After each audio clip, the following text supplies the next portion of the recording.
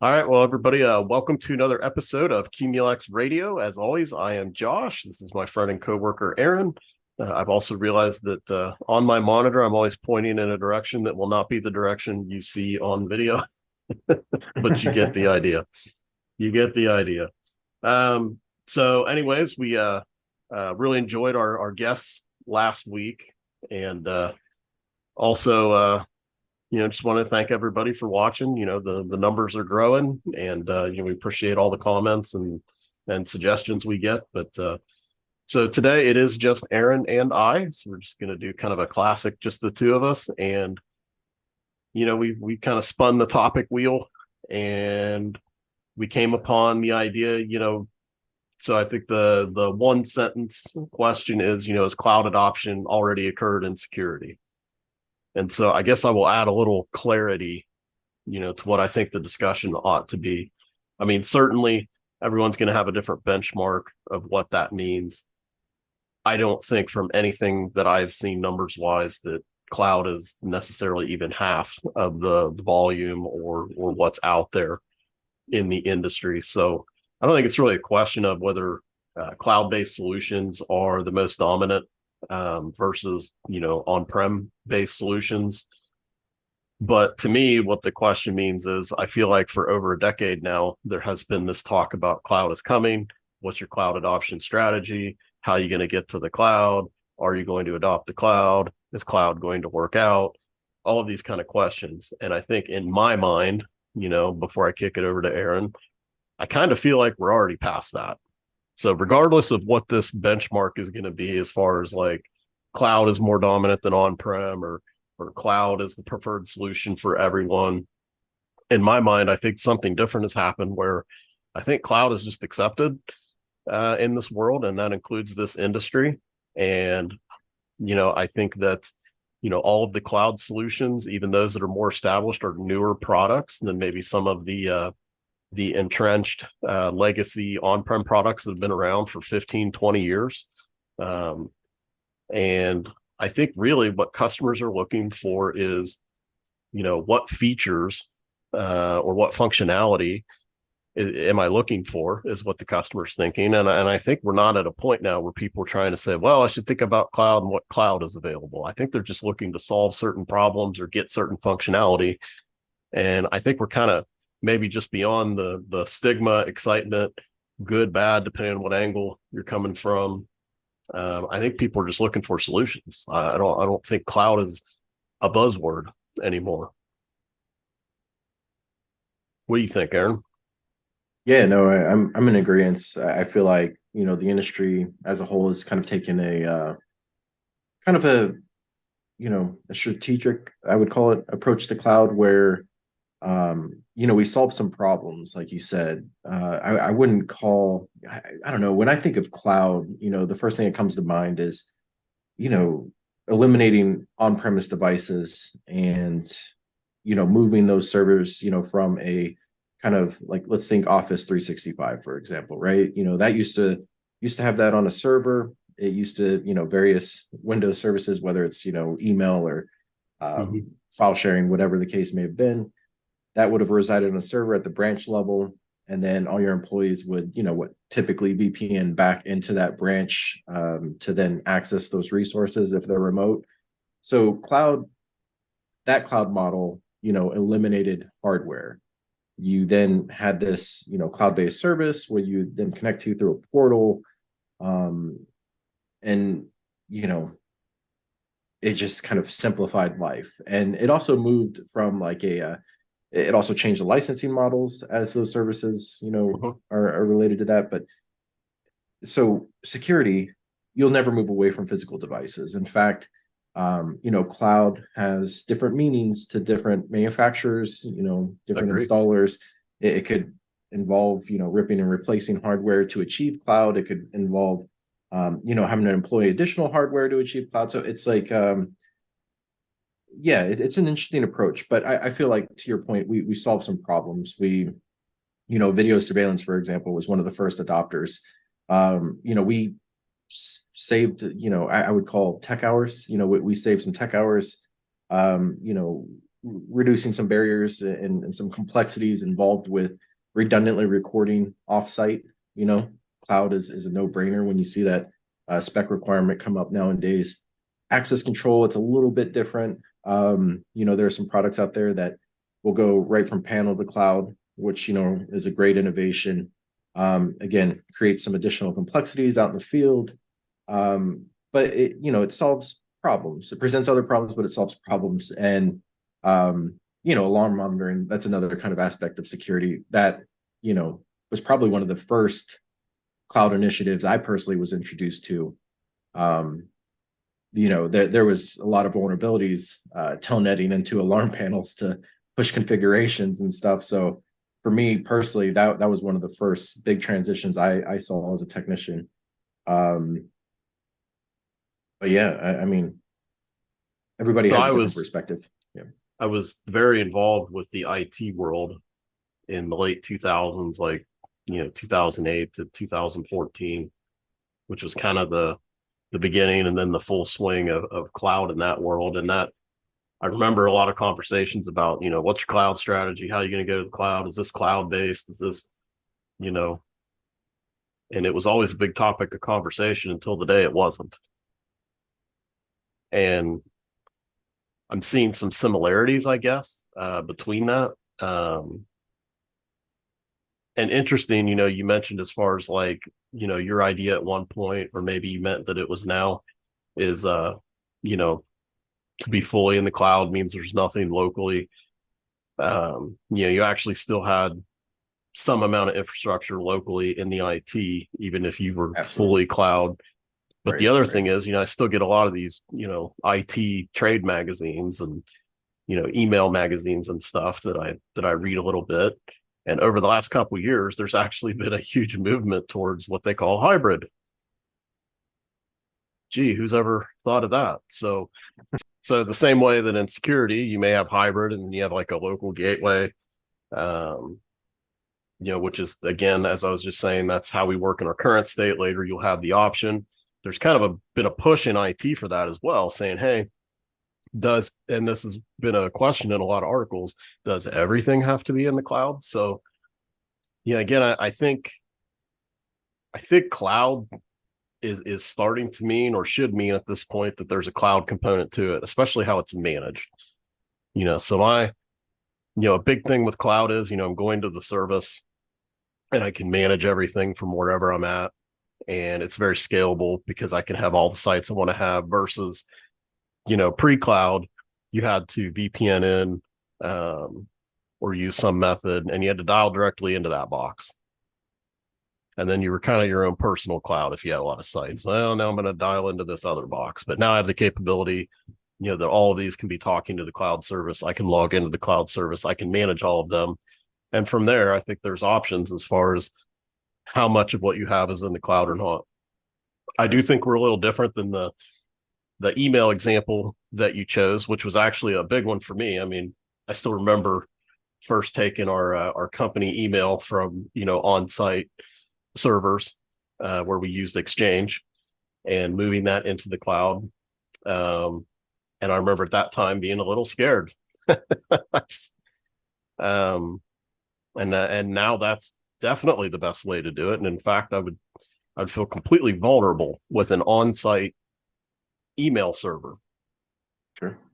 But why the difference to me, because these things are getting hacked mercilessly. And if you look at Office 365 and anybody that's offering these types of services, SolarWinds that offers management, they're prime targets.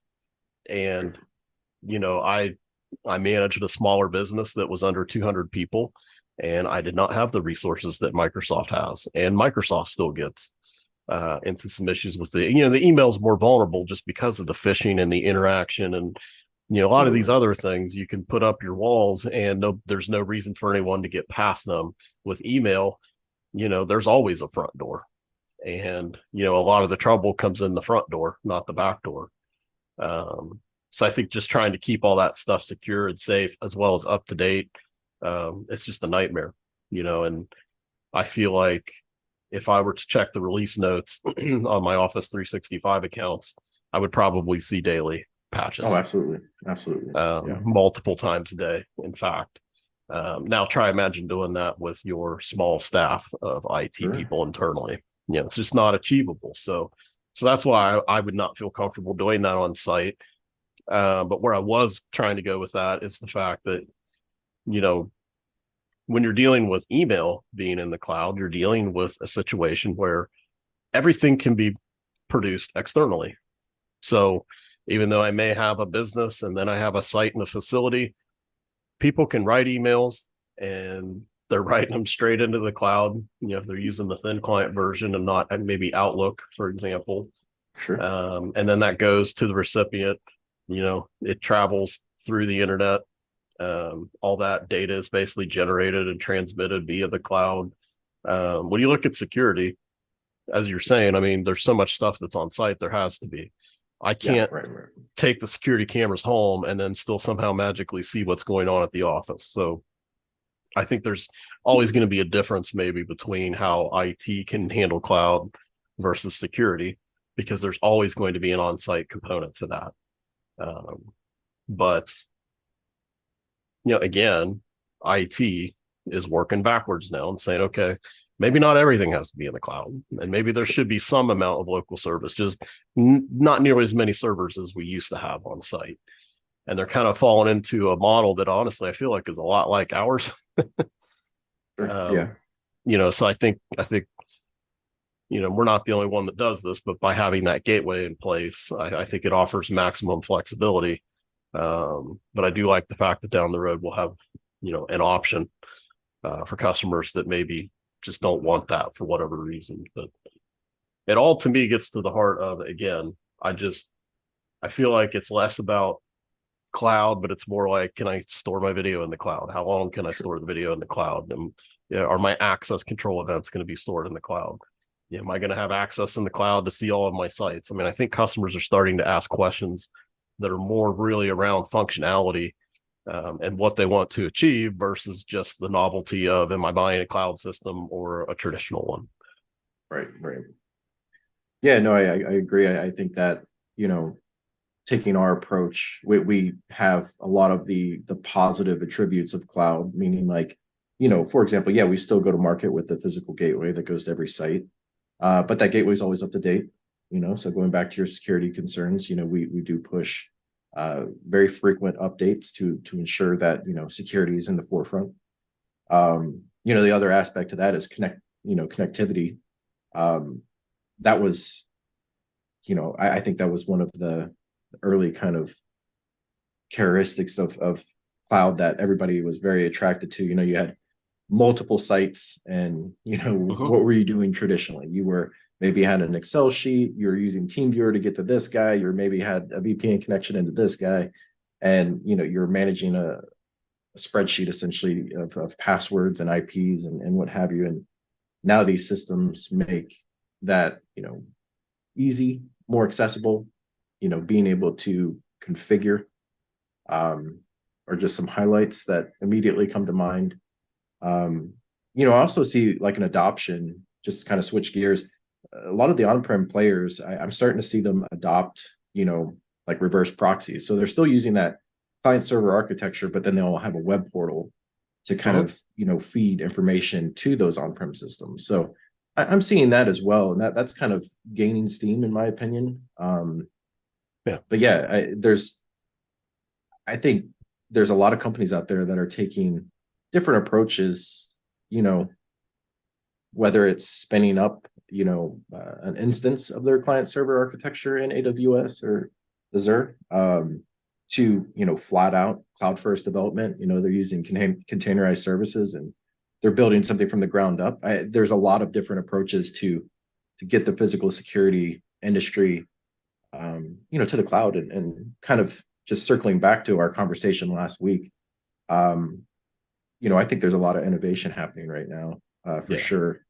That's undeniable. That there's a lot of people stabbing in the dark to try to see what works and what's going to be widely adopted. So yeah, no, it's very interesting. No, and I think it's good. I think, as you hinted, I mean, those of us that are considered to be a cloud-based service like Qumulex, there are other competitors, other solutions that have a similar architecture that we do. And then there are others that have something completely different.